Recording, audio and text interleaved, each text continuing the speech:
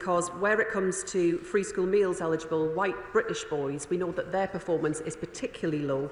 And I have to say that is something that we have inherited from the party opposite. Dr. Luke Evans. Thank you, Mr. Speaker. The logic behind having a women's minister was the idea that women present and have different problems in society. By that logic, men and boys do too. We know about suicide. We've just heard about education attainment. We hear about health-seeking opportunities. Now, I welcome the men's health strategy, but isn't it time we now have a minister for men and boys to be able to look across government to deal with education, unemployment, suicide and health, to really get to grips with the problem facing young men and boys? Mr. Speaker, the honourable gentleman raises some important areas of concern, whether it's around health outcomes, around suicide, around educational outcomes, and the need to better support boys, young men and men right throughout their lives. You'll appreciate, Mr. Speaker, that matters of ministerial appointments are for the Prime Minister, so I won't be getting ahead of myself and making any announcements today from the dispatch box. George Simons. Thank you, Mr. Speaker. As a boy, Billy Boston dreamed of playing rugby union for Wales and for Cardiff, but he was never selected because he was black. Wigan and Rugby League welcomed him with open arms. And Rugby League has always been a sport that champions equality. It was created by working-class men who wanted to be paid a fair wage. And now, Wigan Warriors women's team have won the Challenge Cup. So will the Secretary of State join me and millions across the North in celebrating Rugby League as a sport that has always judged people by the content of their character and not their race, class or sex, and in congratulating Billy and his family on becoming Sir Billy Boston?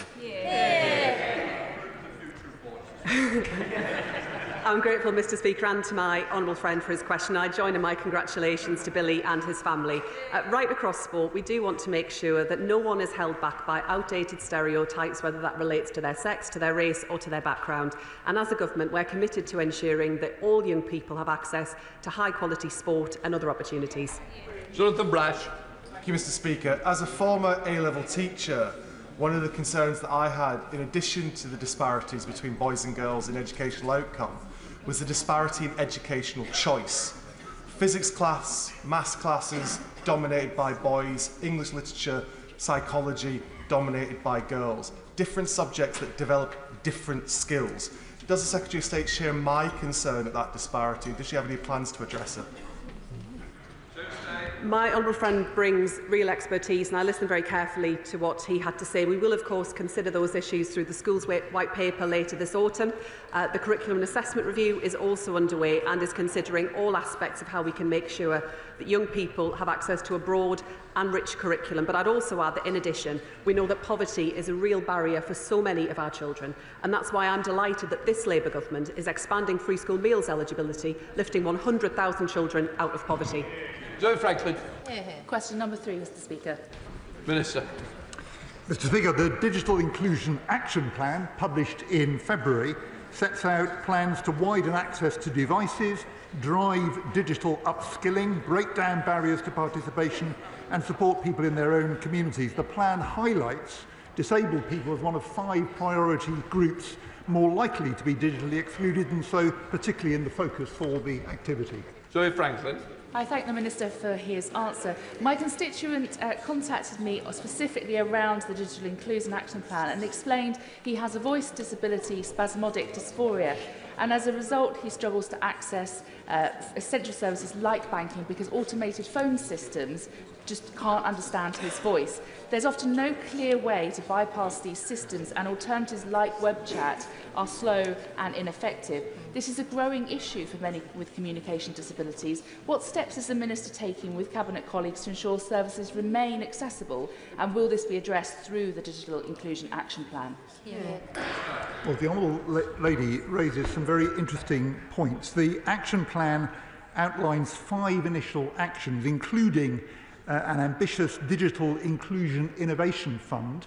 Now, I don't know whether there are ideas there that could be taken forward to address the concerns that she's raising. But we do want to be ambitious in all of this, and in the Green Paper, the Pathways to Work, published a couple of months ago, we talked about assistive tech and making that more widely available, and maybe there are some solutions there that could be taken forward. But I'd be very interested to talk to her about what more we might do. Chris Vince. Thank you, Mr. Speaker. 2 weeks ago, I had the opportunity to visit Harlow Job Centre and meet the fantastic work coaches there and see the important work they're doing, helping people in Harlow get back into employment. However, digital inclusion was one of the issues they raised. Would the Minister agree with me? Something we need to look at is how we can support people back to work, give them more face-to-face appointments and help provide them with training and digital skills where they need it. My honourable friend is absolutely right, and one important issue is the tech that's available in job centres, making sure that's appropriate for what people need. Part of the action plan is the launch this summer of the IT for Reuse Charter, encouraging organisations to set up device donation schemes, and we think they can play a helpful part as well. Thank you. Question number 4, please, Mr. Speaker. Mr. Speaker, with women waiting up to 10 years for an endometriosis diagnosis, we are committed to improving the diagnosis, treatment and ongoing care for women with gynecological conditions. This includes approving 2 new pills to treat endometriosis this year, investing £5.6 million into much-needed research and taking action to cut gynecology waiting lists through our elective reform plan. This government is committed to prioritising women's health as we build an NHS fit for the future. Steve Young. I'd like to thank the Minister for her answer, and I know that my constituent Samantha, who asked me to raise this question today, will also be grateful for that reply. Further to her response, I wonder if the Minister will also work with colleagues across government to ensure that once the Employment Rights Bill has passed, the needs of those with menstrual health conditions like endometriosis are properly reflected in guidance and employer support, and that organisations such as endometriosis are engaged in this process. Thank you, Mr. Speaker. I thank my honourable friend for raising this. Far too many women, like Samantha, are forced to leave work because they don't get the support they need. That's why we're meeting the needs of women with endometriosis in the workplace through a number of measures in the Employment Rights Bill, strengthening statutory sick pay, making flexible working available to more people, and opening up conversations about women's health through employer action plans will benefit all employees managing the condition. We're turning the commitments in the Women's Health Strategy into tangible actions. Gregory Stafford. Thank you, Mr. Speaker. What commitment can the Minister give that the Community Diagnostic Centre programme, which was started under the Conservative government, will be... I'll start again, Mr. Speaker. What commitment can the Minister give that the Community Diagnostic Centre programme that was started under the last government will be used effectively to treat and diagnose not just endometriosis, but all of those conditions listed in the Women's Health Strategy? Minister. I thank the honourable gentleman for his question. He will be aware that we are taking forward a number of measures as part of the Women's Health Strategy, and he will also know that as a result of our pilot on women's health hubs, which have established in 41 out of 42 integrated care systems, we are working to make sure that we're supporting women's health and tackling women's health, including shifting care out of hospitals, reducing waiting lists and continuing to engage with local areas to use the learnings from women's health hubs to improve local delivery of services. Select Committee, Sarah Owen. Thank you, Mr. Speaker. Women are waiting up to 10 years for diagnosis for endometriosis and adenomyosis. Our Women and Equalities Committee report recommended a maximum of 2 years, which is still a long time to live with intense pain and fertility decline, but it would still be an improvement. Given reproductive health issues cost the UK economy £11 billion a year, the sooner conditions are treated, the sooner women can get on with their lives. Does the Minister agree that investing in women's health is essential? And how is she raising the importance of the Women's Health Strategy with her colleagues, the Health Secretary? Minister. I thank my honourable friend for her question, and she is absolutely right that we need a focus on women's health. That's why our priority is on turning the commitments in the women's health strategy into tangible actions, such as setting out how we will also eliminate cervical cancer by 2040 through the new cervical cancer plan. We've taken urgent action to support the nearly 600,000 women who are on gynaecology waiting lists through our elective reform plan. Mr Speaker, 1 in 10 women in Northern Ireland are thought to have endometriosis, with an average wait time for diagnosis an unacceptable 9.5 years. Would you therefore agree with me that there needs to be a UK-wide strategy that equips our NHS with experienced surgeons, fertility experts, mental health support and pain specialists to aid these women who are on the most horrifically painful journey? I thank the honourable member for raising this, and she is right that it is unacceptable that women can wait up to 10 years for an endometriosis diagnosis. The National Institute for Health and Care Excellence's updated guidelines on endometriosis makes firmer recommendations on referral and investigations, and this will also help women receive a diagnosis and effective treatment faster. It's also important that we continue to work across the whole of the UK as closely as we can on this important issue. Member put to go. Question number 5, Mr Speaker. Minister. The honourable member is right to raise this. The current system does trap too many in financial inequality. We want disabled people to have chances in work which others have always taken for granted. We'll invest an additional £1 billion a year by the end of the decade in work, health and skills support. I've spoken with several disabled constituents who are deeply fearful about the proposed cap to the limited capability for work and work-related activity element of universal credit. Research by Sense shows that 1 in 4 disabled people with complex needs could be pushed into debt if these changes go ahead. Will the Minister and his colleagues in the Department for Work and Pensions review this damaging proposal? Minister. Thank you, Mr Speaker. At the moment, there are 200,000 people out of work on health and disability grounds who'd love to be in a job and say they could be in a job today if they had the support to make that possible for them. We are determined to provide them with that support. Mr Speaker, as the Minister knows, PIP is a passport benefit for carers allowance. The Government's impact assessment suggests approximately 150,000 family carers will lose out due to the proposed changes to the eligibility of PIP. What further analysis has the Government done of the financial impacts of welfare reform on family carers? We are consulting on the support that will be needed for those, perhaps 1 in 10 over the next few years, 1 in 10 of those currently claiming PIP. The support will be needed for those who lose their benefit, and that will include family carers, those who receive carers allowance at the moment. Irene Campbell. Mr Speaker, question number 6. Minister. Mr Speaker, we are taking firm action across government to deliver our unprecedented ambition to halve violence against women and girls in a decade. This is underpinned by a new government strategy to be published this summer. Last year, we launched new domestic abuse protection orders and set out new measures to tackle stalking. Through the Safer Streets Mission Board and the Vogue Ministerial Group, ministers across government regularly meet to discuss and drive progress. Campbell. Thank you, Mr Speaker. It saddened me to see an article in the Glasgow Times about the rise of sex crimes at Scottish train stations. Sexual abuse compensation advice found that there has been a 45% increase in sex crimes at Scottish stations, with a total of 87 crimes reported in 2024. Does the Minister agree with me that women should be able to use public transport without fear of assault, and could she tell me what her department is doing to tackle issues like this? Minister. I thank my honourable friend for raising this, and she is absolutely right. Everyone should feel safe while on public transport. That's why we've developed an ambitious programme to help make the transport network safe for women and girls.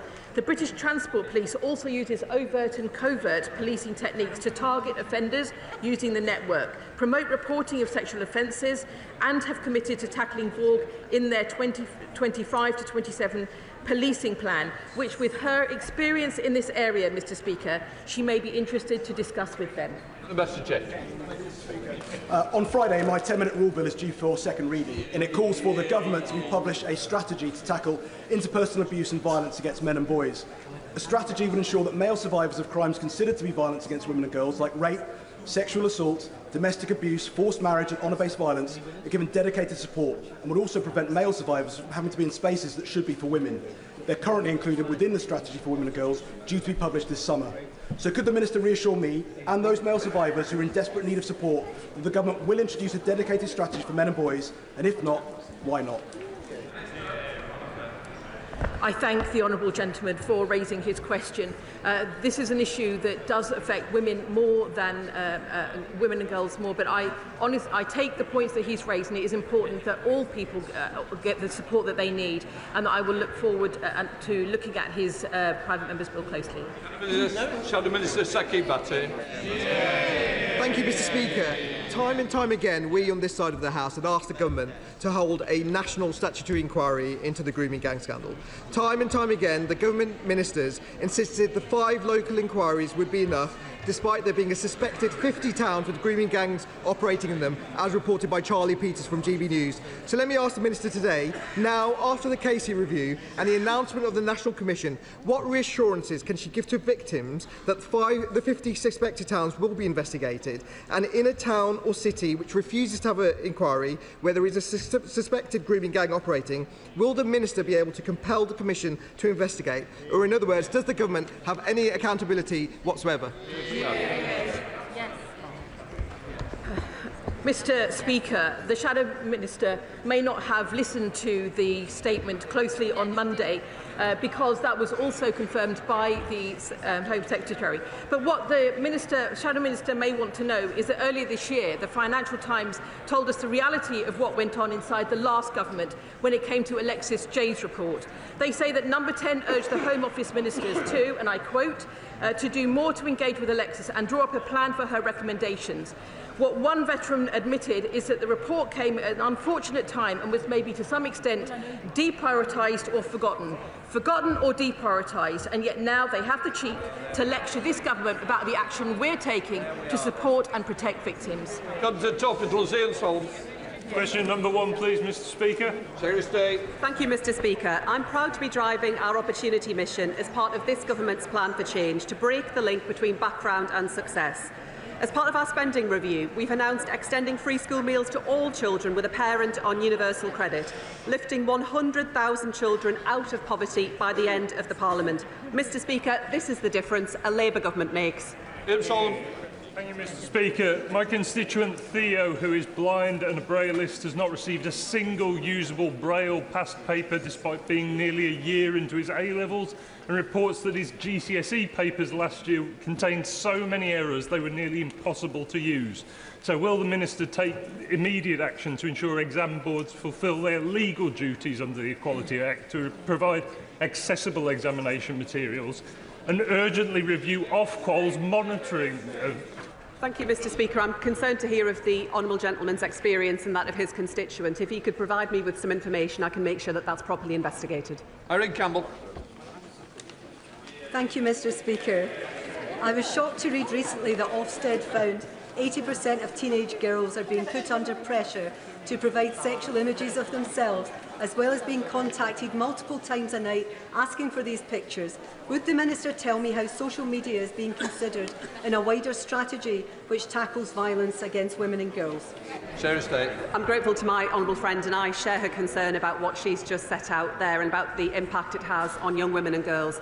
It's why the Science and Technology Secretary is bringing forward further action to make sure that girls are protected from harm, and it's also why later on this year we'll publish updated RSHE guidance to tackle all forms of misogyny and make sure that young men and young women are able to thrive in our country. Secretary of State, Mims Davis.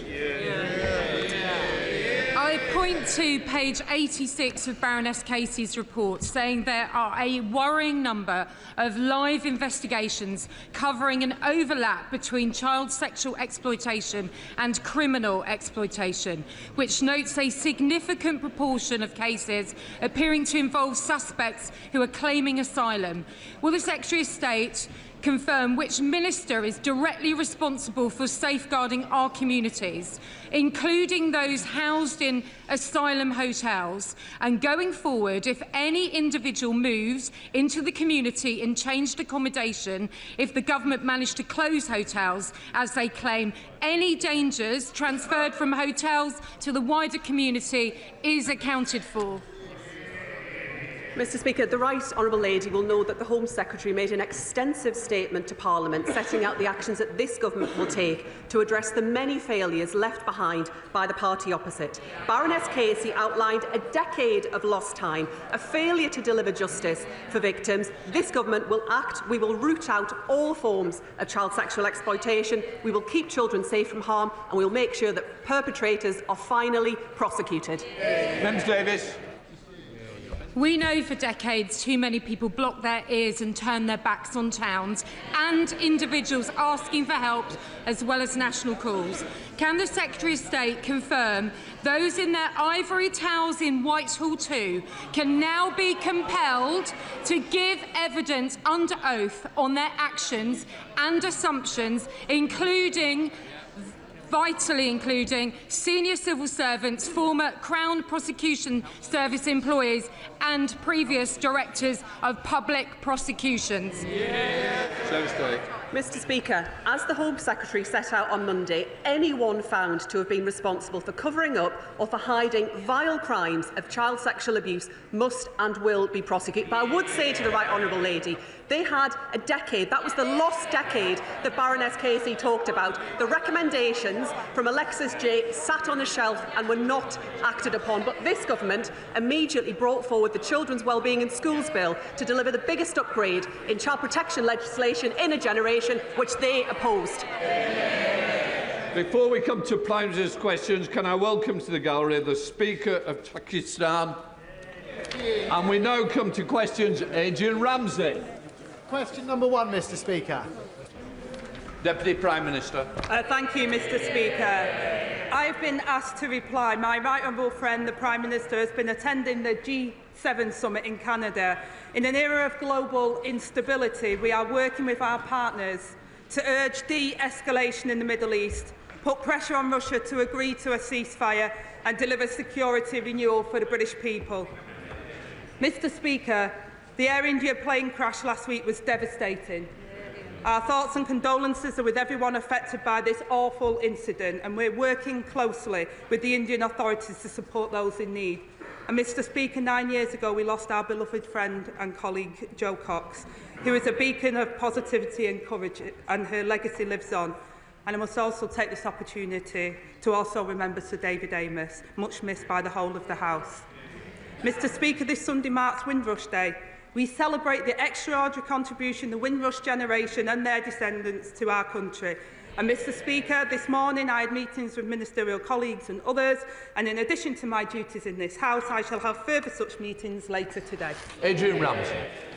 Thank you, Mr Speaker. Given the strong consensus across this House on the importance of de-escalation in the deeply worrying conflict between Israel and Iran, does the Deputy Prime Minister agree that the actions of this House must match its words? And will she therefore commit that before any further military support is given to the Israeli government, whether that's the potential deployment of the RAF jets or deployment of armed forces, that her government will first give MPs in this House a free vote? Deputy Prime Minister.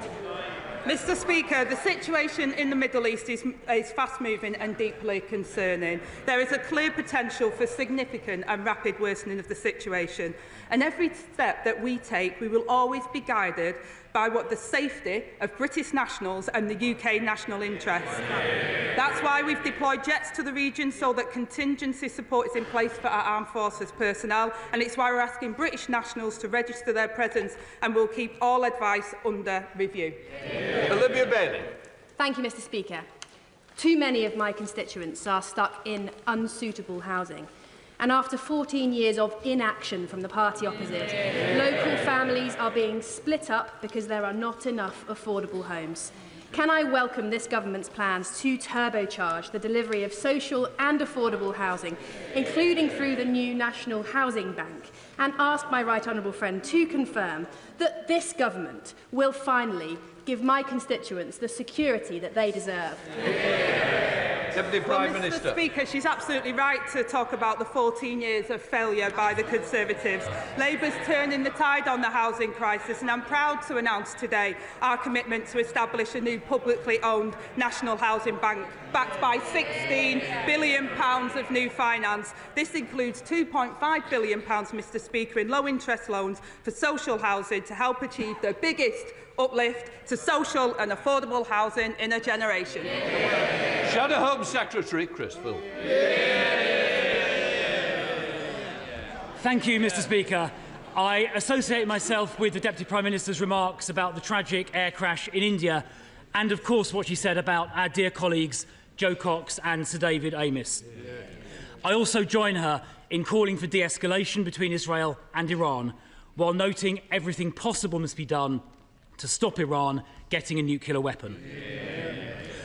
Yesterday, the Leader of the Opposition and I met with survivors and family members of the rape gang scandal. Fiona, Teresa, Lucia and Marlon. They told us how authorities deliberately covered up the systematic rape of young girls and some boys by gangs of predominantly Pakistani heritage men. They covered it up because they cared more about so-called community relations than about protecting vulnerable girls. That is disgusting. The survivors told us they will only have confidence in an inquiry if it is independently led, has full statutory powers, covers all 50 towns affected, including Bradford, if those who covered this up are prosecuted, if foreign perpetrators are all deported, if survivors are closely involved, and if it is set up before the summer recess. Can the Deputy Prime Minister give the survivors and their families those assurances? Deputy Prime Minister. Well, Mr. Speaker, first of all, can I thank him for his tone and putting the survivors and victims at the heart of his question here today. I think it's absolutely right that we all look at what's happened over the last couple of decades, the countless reports that we've had, and we look to implement that. He's absolutely right to also talk about the confidence people must have in that independent inquiry. And the member that my friend, the Shadow Home Secretary, spoke about that earlier this week in regards to Baroness Casey's report. So we will take that forward at speed, Mr. Speaker. It will be independent, it will have statutory powers, and we will implement the J report, which was he will have known about as the Shadow Minister in the Minister in charge at the time, and we'll get on with taking the action. I hope members of his party will take his tone in making sure the whole House put the victims first and we all work together to get to the bottom of this. Well, I thank the Deputy Prime Minister for her answer. It is vital that scandals like this are never again covered up because of the racial background of perpetrators. And Baroness Casey's report said people who downplay the ethnic dimension are letting victims down, to use her words. So I do have to raise the language the Prime Minister used in January when he, I'm afraid to say, smeared campaigners as jumping on, quotes, a far-right bandwagon, simply for calling for the very inquiry he has now been forced to set up. Standing up for rape victims is not far-right. So will the Deputy Prime Minister apologise for what the Prime Minister said? Deputy Prime Minister. Well, I say, Mr. Speaker, that the Prime Minister did not just raise issues but acted on them. He brought the first prosecutions against grooming gangs, called for action to address ethnicity issues in 2012. And the honourable member will know that the data that the previous government collected was inaccurate and not complete. And Casey recognised this, and it's one of the recommendations that we will be taking forward. The Prime Minister made those comments specifically about Tory ministers who sat for years in the government and did absolutely nothing about this scandal. Smearing campaigners, standing up for rape victims as far right is completely unacceptable, and the Prime Minister should never have said that. And I commend his predecessor, the member for Richmond, for the grooming gangs task force he set up, which led to 550 arrests in its first year. Now, Baroness Casey's report also said that a significant number of rape gang perpetrators were non-UK nationals or were asylum seekers, many of whom entered the country illegally. And we know, of course, that most illegal immigrants crossing the Channel are young men, contrary to what the Chief Secretary said last week. So does the Deputy Prime Minister now accept that the small boats crisis is a crisis of public safety as well as a border crisis? Deputy Prime Minister. Well, Mr Speaker, this is a very serious issue and more needs to be done. And let me update the House. Working with our allies, we've carried out a series of major arrests to tackle smuggling gangs behind this vile trade. In the past month, a ringleader that smuggled almost 4,000 migrants has been jailed for 25 years. We could go further thanks to the law enforcement agreements we struck with Germany, Italy, Serbia and the Balkan states. In stark contrast to the honourable gentleman, he was the man at the heart of the Home Office when immigration soared. We lost control of our borders and spent £700 million of taxpayers' money on persuading just 4 volunteers to be removed from Rwanda. I take no lectures. If she wants to find out who's lost control of our borders, I suggest she looks to her immediate right. Because ever since the Home Secretary scrapped the Rwanda deterrent before it even started, illegal immigration across the Channel has gone up by over 30%. And so far this year, 2025 has been the worst year in history for illegal immigrants crossing the Channel. That is on her watch. That is down to her government. The Prime Minister is now planning crisis talks with President Macron, finally admitting, in his own words, that the situation is deteriorating. The government's laughable plan to smash the gangs lies in tatters. So will she now at last accept we need a removals deterrent so every single illegal immigrant arriving on these shores is immediately removed? Will she commit to that, yes or no? Prime Minister. Well, Mr Speaker, if they want to argue that 40,000 arrivals since July 24 are down to the scrapping of the Rwanda scheme, they need to explain why there were more than 43,000 arrivals in the same period starting in July 22 when the Rwanda agreement was in place. It's absolute rubbish, Mr Speaker. They lost control of our borders. We're getting control of our borders. He needs to apologise. I don't see how she has the brass neck to claim she's got it under control. When the numbers crossing the Channel this year are the highest in history. She asked about the Rwanda deterrent. I'll repeat, she obviously wasn't listening to what I said earlier. The Rwanda scheme never started. And indeed illegal immigrants in Calais said they were... Order! Order! Just do it. I want to hear the question, and I'm sure our constituents want to hear the question and the answer. Crystal. Thank you, Mr Speaker. The Rwanda scheme never started. Illegal immigrants in Calais were saying before the election how much they wanted the Prime Minister to get elected because he would help them get here. When Australia started a similar scheme about 10 years ago, it worked within a few months. Now, Mr Speaker, as a consequence of the government losing control, they are now accommodating growing numbers of illegal immigrants, many of whom cross the Channel, in asylum, hotels and flats.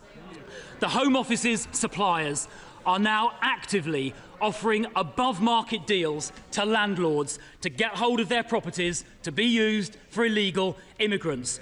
In the meantime, hard-pressed young people here are unable to rent or buy. So why is this government prioritising housing for illegal immigrants above housing for our young people? So again, Mr Speaker, I gently say to the right honourable member opposite that under their watch, immigration increased fourfold until it reached almost 1 million in a single year. They also created the backlog, 400 hotels, which we've reduced to just over 200 hotels in the first 12 months of us being in government, Mr Speaker. £1 million a day spiffed up the wall because they were so incompetent. We're building the homes that they failed to deliver over 14 years of consecutive failure by their government. They should apologise while we get on with the job of rebuilding Britain. Goodness me, she's got a cheek. Housing starts in Q4 last year went down. Her mission to rebuild Britain is not going very well. She talks about asylum hotels. She obviously hasn't looked at the most recent numbers. The number of people in asylum hotels was higher in March this year than it was at the time of the last election. And she gave no answer about the priority being given to illegal immigrants over people living here already. Now, Mr. Speaker, a Zimbabwean paedophile due for deportation was recently allowed to stay in the UK because a court found he might face, quote, some hostility back in Zimbabwe, apparently breaching his Article 3 rights. What about the rights of children here to be protected from this dangerous paedophile? Who's looking out for their rights? Not the government. There are thousands of cases like this involving foreign criminals. So there is a solution. We need to scrap the Human Rights Act for immigration matters so this sovereign parliament decides on the law our courts apply. But her party voted against that. So I have a simple question. Why did the government side with foreign criminals and not the British public? Deputy Prime Minister.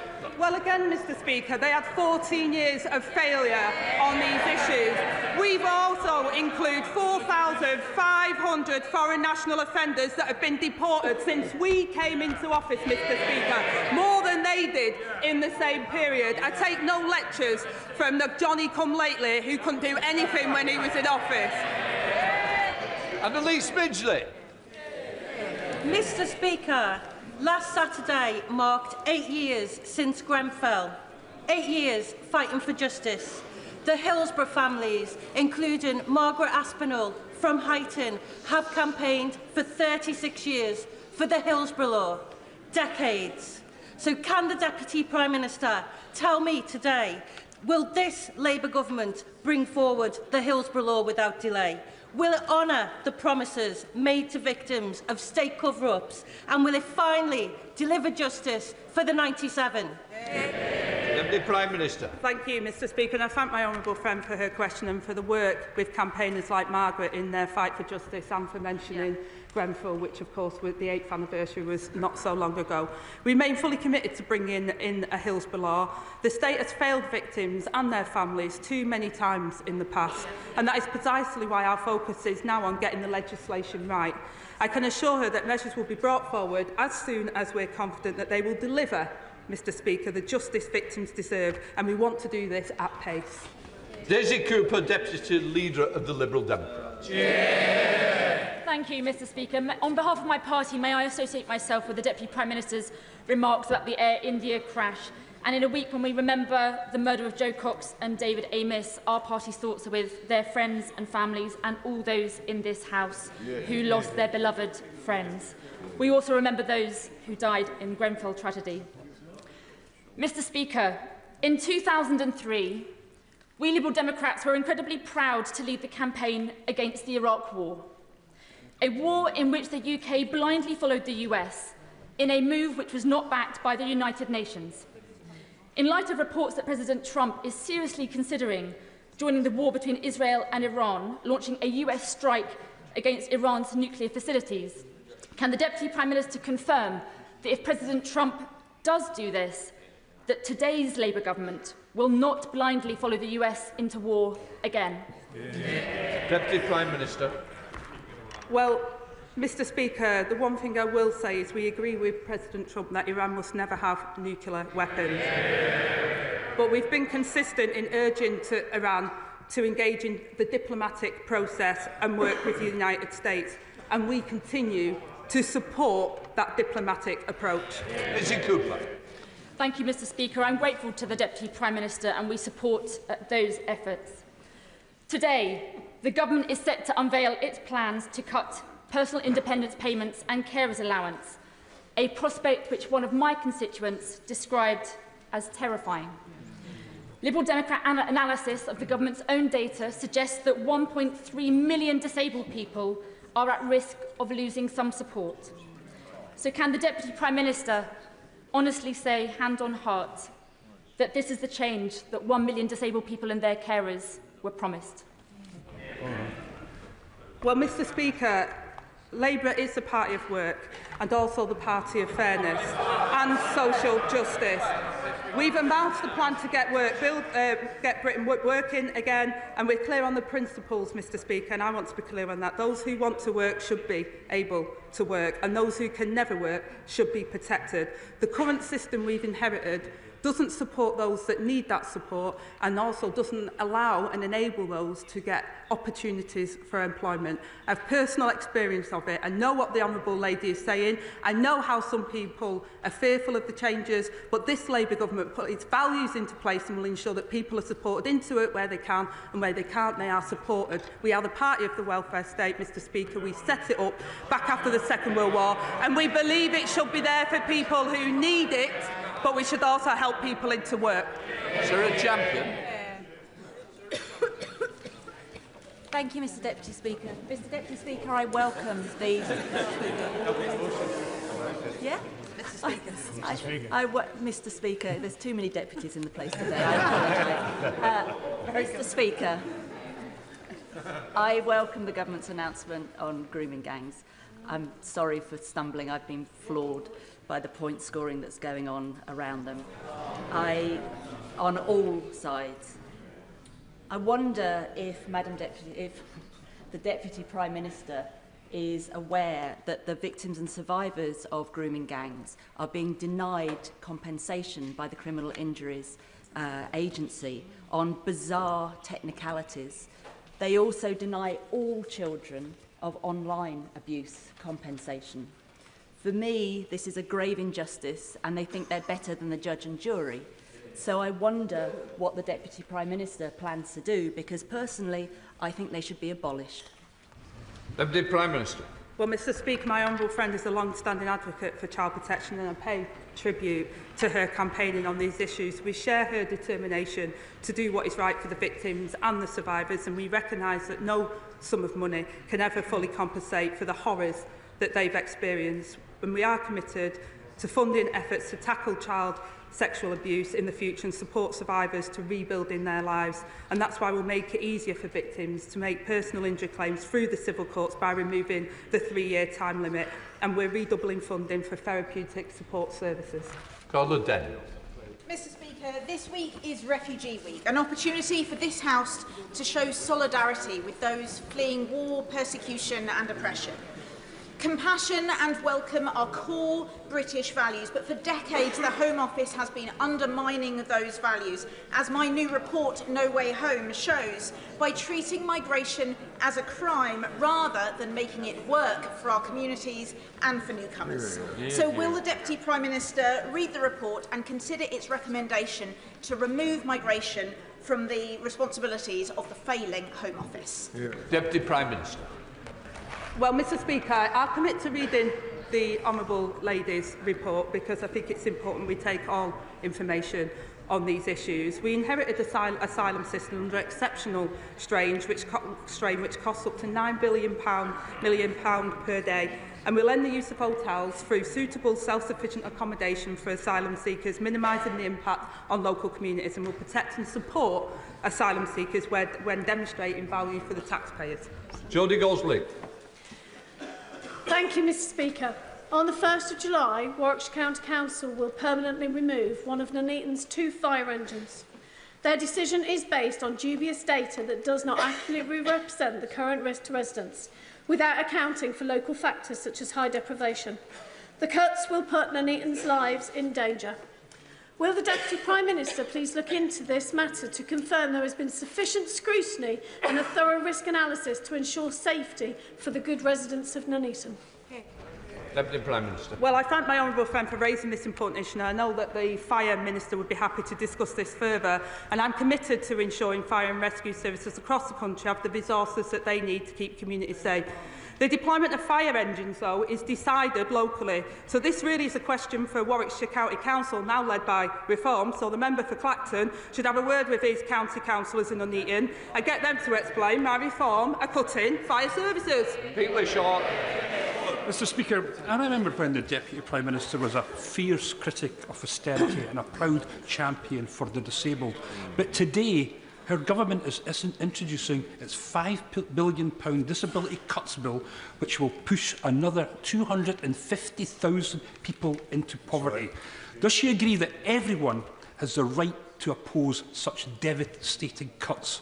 So is it the Prime Minister's intention to remove the whip from any Labour MP who does the right thing and votes against these disability cuts? Yeah.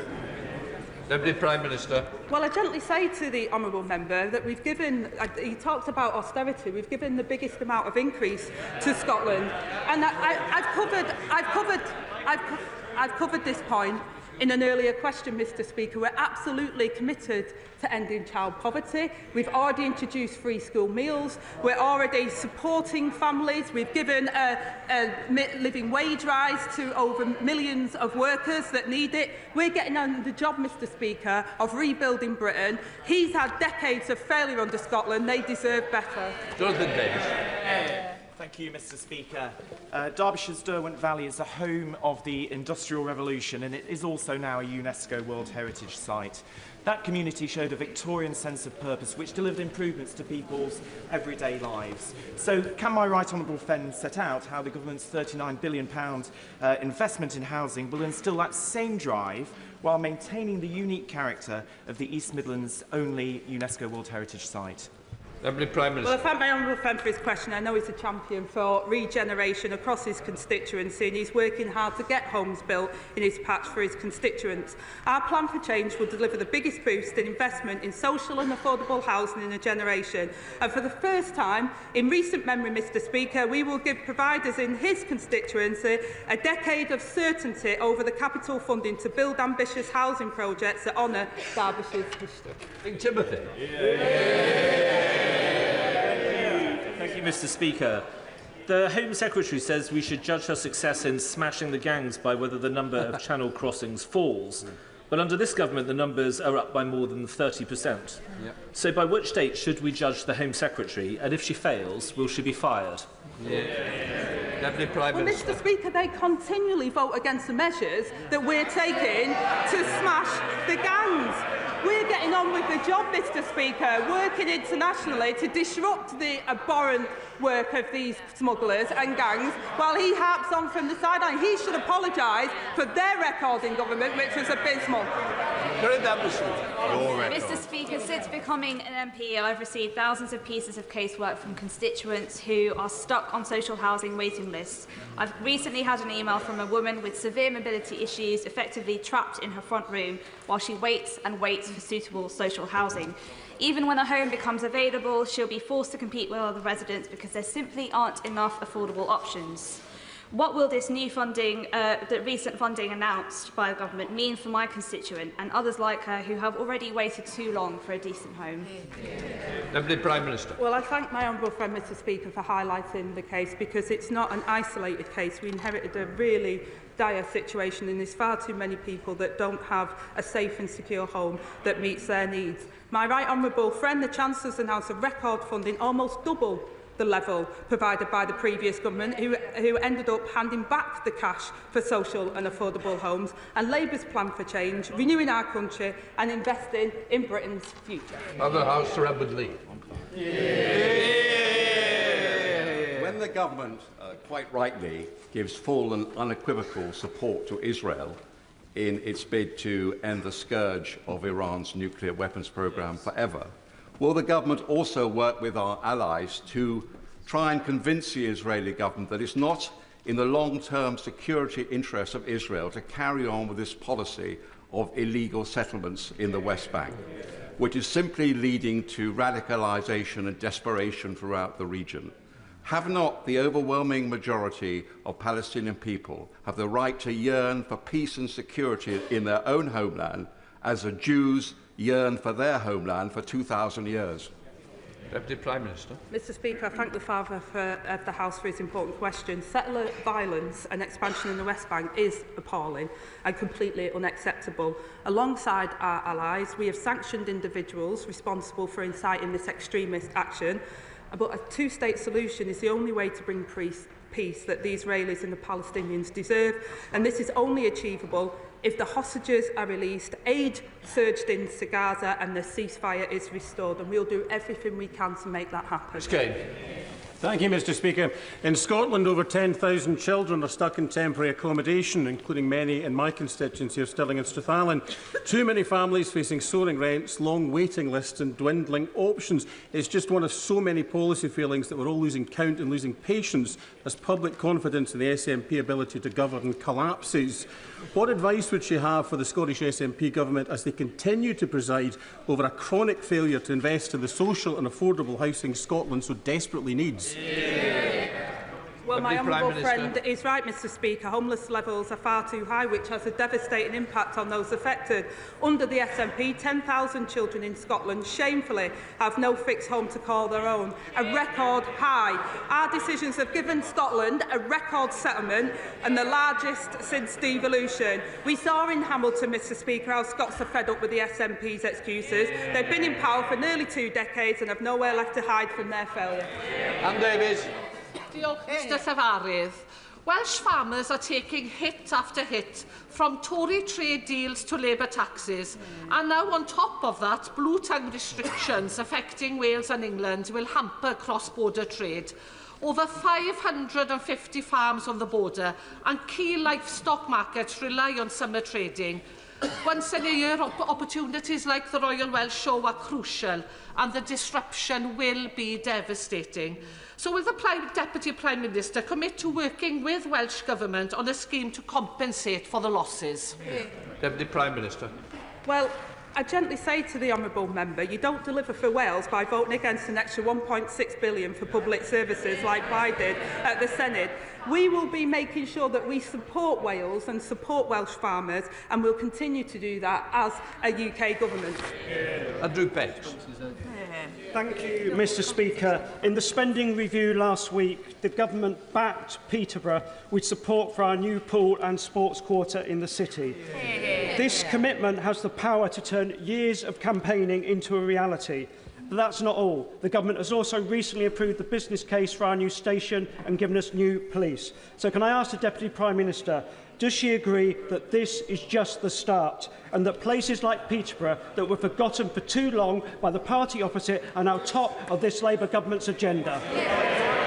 Well, I thank my honourable friend for his comments, and flagged by the 2 ladies that have made sure that those things happen. The Chancellor's guaranteed funding to accelerate projects like Peterborough's new sports quarter, including, Mr Speaker, a new Olympic-sized swimming pool. And I can also confirm today that, subject to the business case approval, we will provide nearly £48 million of funding for a new city centre quarter and a refurbished Eastern Station building. Paul Holmes. Recently, a small family business in my constituency was burgled by a prolific offender who was serving an 8-month suspended sentence. The man was caught, arrested, charged and appeared at court, where he was given another 8-month suspended sentence and released. The business was offered £200 in compensation. Does the Deputy Prime Minister think that's justice served, or is this government now soft on crime and soft on the causes of crime? Well, first of all, Mr Speaker, I'm really sorry to hear about that. Hard-working business people that spend a lot of their time building up a business should expect the full force of the law to protect their property and protect their interests. And can I also, while I've got the opportunity, congratulate the honourable member for running Hamble Valley's very first pub competition this year. I hope I'm going to get an invite. But he's absolutely right, Mr Speaker, to say that we've got to have increased police numbers and making sure they're responsive to people's concerns. We're doing that. His government let them down. Joe Powell. Mr Speaker, Saturday marked 8 years since 72 people lost their lives in the Grenfell Tower fire. 8 years without justice, but finally the prospect of some systemic change following the public inquiry. So I welcome the government's commitment to barring all the cited companies from accessing public contracts and its full support to the police investigation to deliver real accountability. Can the Deputy Prime Minister also reassure our community that alongside the Hillsborough law, the government will consider some independent oversight so that victims from the Post Office to Hillsborough to Grenfell no inquiry recommendations will actually lead to real change. Deputy Prime Minister. I thank my honourable friend. The Grenfell fire was a national tragedy, and we must never forget the 72 lives that were lost, and it was an honour to pay my respects at the 8th anniversary at the weekend. We do remain fully committed to introducing the Hillsborough Law, including a legal duty of candour for public services and criminal sanctions for those who refuse to comply. I know my honourable friend speaks with passion and authority on this. As I speak to the Grenfell community, I know this is something that they really want to see happen as quickly as possible, and we're exploring reforms to inquiries to get to the truth more quickly and deliver the meaningful change that these victims deserve. Peter Fortune. Thank you. Bishop Challoner School has been helping to educate Bromley pupils for nearly 75 years. But it will close its doors in July due to Labour's decision to impose VAT on independent schools. Given the Deputy Prime Minister's well-publicised views on independent schools, does she welcome this closure, or would she like to apologise to the parents, pupils and staff? Deputy Prime Minister. Well, Mr Speaker, I've said for a long time that the taxpayers of this country shouldn't be subsidising tax breaks for private schools. I welcome all schools that give children a great education, but I'm also determined to ensure we've got qualified teachers in every classroom for every child, something their government failed to do. Alan Thompson. Thank you, Mr Speaker. As a trained physics teacher and a former engineering lecturer, can I ask the Deputy Prime Minister what this government is doing to help people improve their maths skills after they have left school? I came across an awful case the other day. A 61-year-old man who believed he'd counted up 7 billion of government spending when there was really only 27 million. What can we do for people like the leader of Reform UK, who evidently can't add up? Deputy Prime Minister. Mr Speaker, my honourable friend highlights an important fact. Reform sums simply don't add up. He'll be pleased to know that we're investing £136 million for skills boot camps, and I will be sure to send the details to the honourable member for Clapton. That completes Deputy Prime Minister's questions. We'll let the front bench change over.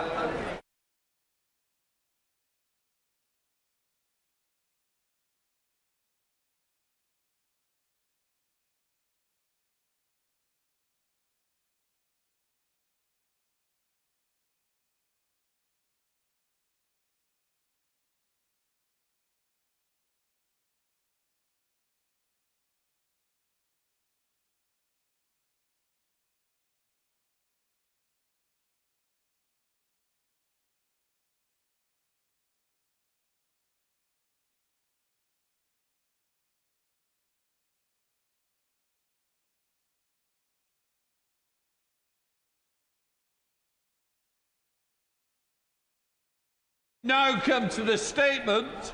Secretary of State for Transport, Heidi Alexander. Mr Speaker, with permission, I'd like to make a statement on HS2. As a London councillor over 15 years ago, I remember hearing the then Labour government's bold plans for high-speed rail to link our major cities to address the capacity needs of the future, and in the words of the then Prime Minister Gordon Brown, to join the high-speed revolution sweeping the world. It was a vision of a confident nation, a clear signal our great towns and cities in the Midlands and the North, with potential that had been untapped at best and ignored at worst, could be places of opportunity and aspiration again. That was the promise of HS2. But after a decade and a half of Tory timelines planned then delayed, routes drawn up then cancelled, budgets calculated then blown, promises made then broken, we inherited a project that had lost the trust of the public, that created an image of a Britain woefully unable to deliver big infrastructure projects, and that axed swathes of the country it was originally meant to serve. Phase 1 could end up becoming one of the most expensive railway lines in the world, with projected costs soaring by £37 billion under previous Conservative governments, and £2 billion of taxpayers' money sunk into Phase 2 work before it was cancelled by the previous government. There was also clear evidence of poor management. Despite the 2020 Okavi review advising that government halt construction contracts pending improvements in price and simpler engineering, they pressed ahead regardless. It has been no less than a litany of failure, and today I'm drawing a line in the sand, calling time on years of mismanagement, flawed reporting and ineffective oversight. It means this government will get the job done between Birmingham and London. We won't reinstate cancelled sections we can't afford, but we will do the hard but necessary work to rebuild public trust, and we've not wasted any time. Since July, we have appointed new leadership of HS2 Limited to turn this project around. We've made clear to the new Chief Executive, Mark Wilde, that the priority is building the rest of the railway safely at the lowest reasonable cost, even if this takes longer. We've started the year-long task of fundamentally resetting the project, including commissioning infrastructure expert James Stewart to lead a review into governance and oversight. As part of that reset, we have reduced financial delegations to HS2 Limited, placing a lid on spiralling costs until the reset is complete and we regain confidence. And we've supported Mark Wilde's review of the size and cost of HS2 as an organisation. But today we're going further. Mr Speaker, I can confirm we've published the landmark James Stewart review and the department's response. The review, commissioned in October of last year by my predecessor, was a tough, independent look at how the Department for Transport and Government delivers major projects. The Government not only welcomes the review, but we have accepted all the recommendations. My department is already delivering on these, specifically across 5 key areas. First, the lack of oversight and scrutiny. Quite simply, there have been too many dark corners for failure to hide in. The Ministerial Task Force, set up to provide oversight of HS2, had inconsistent attendance from key ministers, including the then Transport Secretary and the then Chief Secretary to the Treasury. The Government has re-established the task force with full senior attendance as per the review's recommendations. A new performance programme and shareholder boards will offer much needed oversight and accountability. Secondly, the report highlights HS2 could cost the taxpayer millions more than planned. We'll stop this spiralling any further by delivering all the recommendations on cost control. That starts with HS2 fundamentally changing their approach to estimating costs. It includes certainty over funding, which the spending review has given. And it also means HS2 working with suppliers so their contracts incentivise saving costs for taxpayers. As far as I'm concerned, suppliers should make a better return the more taxpayer money they save. Thirdly, the review identified a deficit in capability and skills, with a fundamental lack of trust between my department and HS2 Limited. I am clear both capability and cultural issues within HS2 must be addressed. The new Chief Executive is already strengthening the organisation, including filling critical gaps in areas such as commercial expertise. And he will be backed by Mike Brown, announced today as the new chair.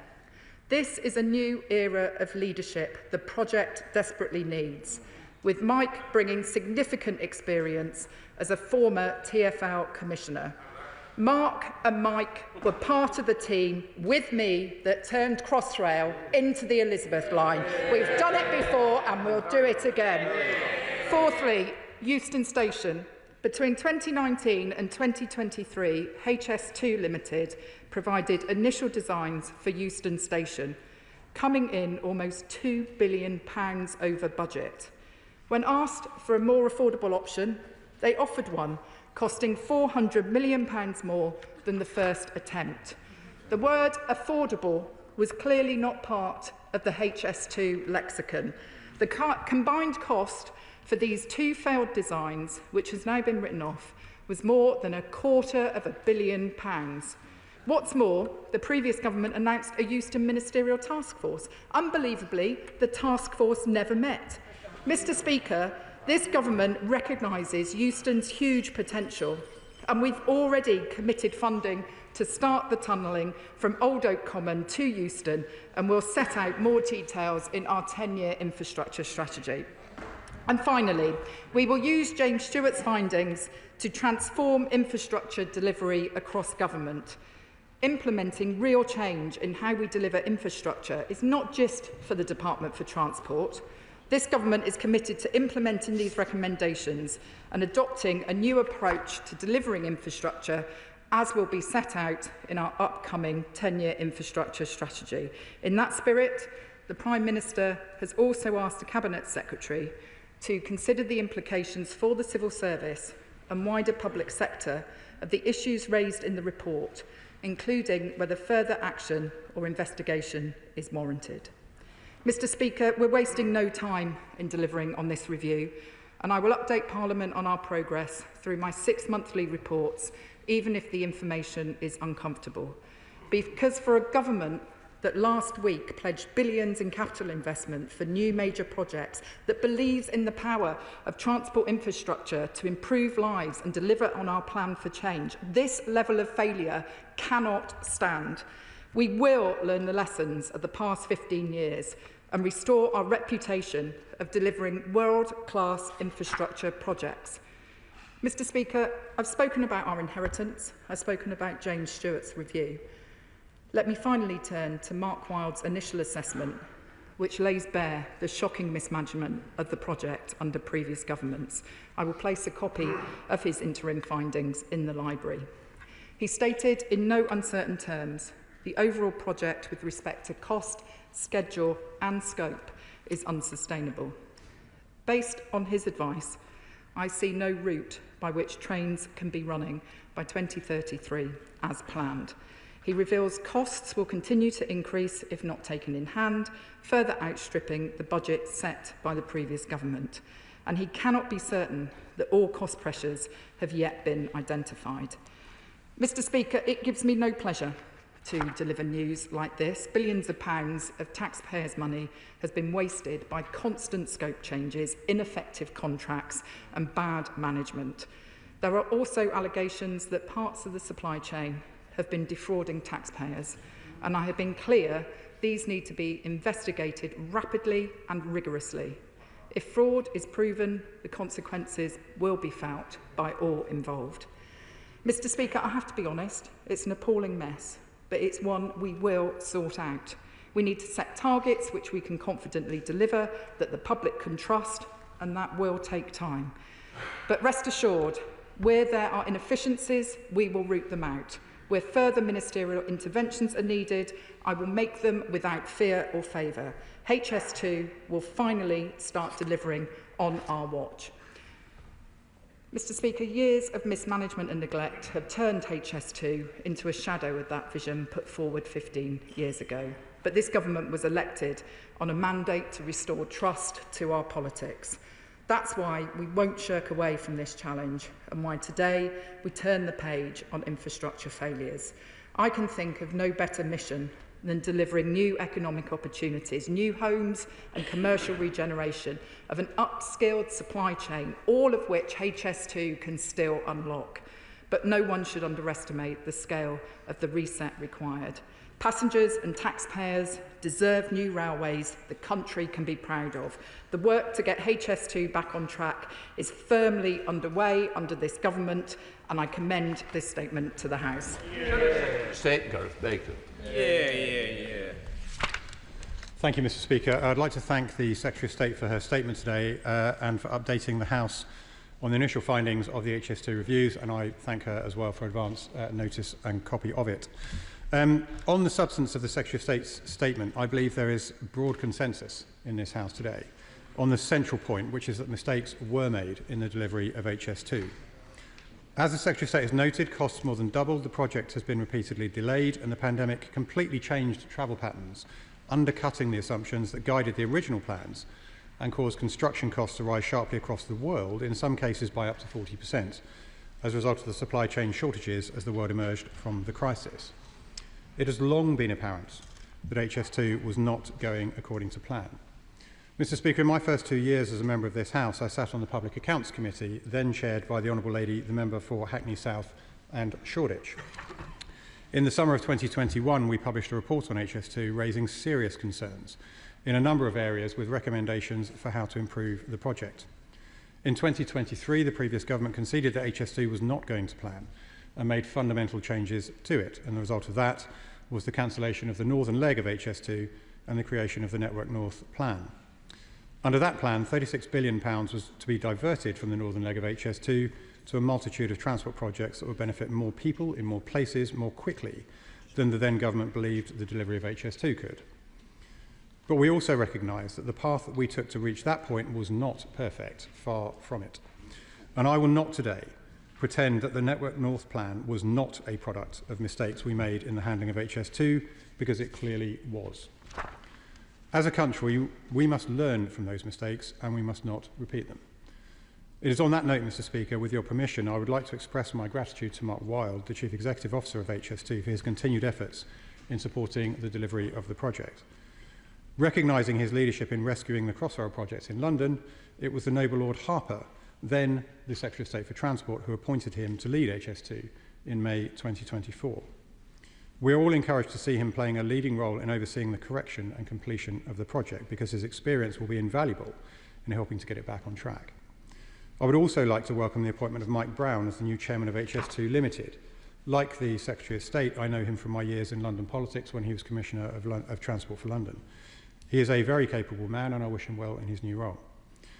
The Secretary of State has informed the House of her intention to accept 89 recommendations from the independent review into HS2. I've not yet seen a copy of this report, which I believe is being released today. While we will need to study these proposals carefully before confirming our support for them, I can assure her that if they offer better value for taxpayers, we will back them. Finally, the Secretary of State has raised very serious concerns that taxpayers may have been defrauded by subcontractors. I would like to assure her that if that proves to be the case, I will share her anger and will support whatever action is necessary to get to the bottom of these allegations.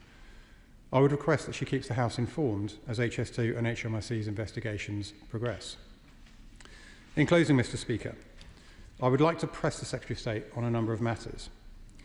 In recent weeks, several projects have been announced by the government that are either funded by Network North or align with its commitments.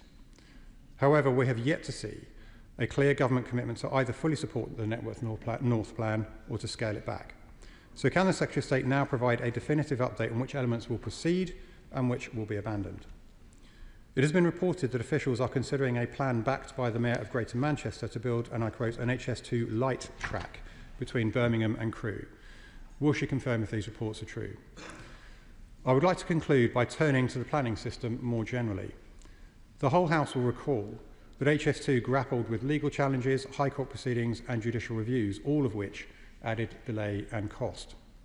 What assessment has the Secretary of State made of the extent to which legal challenges and judicial reviews delayed the delivery of HS2? How can future infrastructure projects be protected from excessive or politically motivated litigation?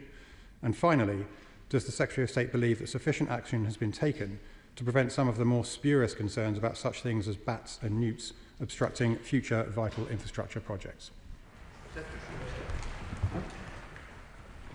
I thank the honourable gentleman for his response and indeed for the tone in which he made his comments, and I was pleased to hear him acknowledge that mistakes had been made on HS2 by the previous government. I think he described the path as not being perfect. Mr. Speaker, I would go as far as saying it has been a shambolic mess. He did strike a sombre note in his remarks. I would ask him perhaps to consider going further once he's had the opportunity to read the full James Stewart report, because I do think an apology on the part of the party opposite for the mess that they left this infrastructure scheme in is undoubtedly warranted. I also thank him for the comments he made about the action that HS2 is taking with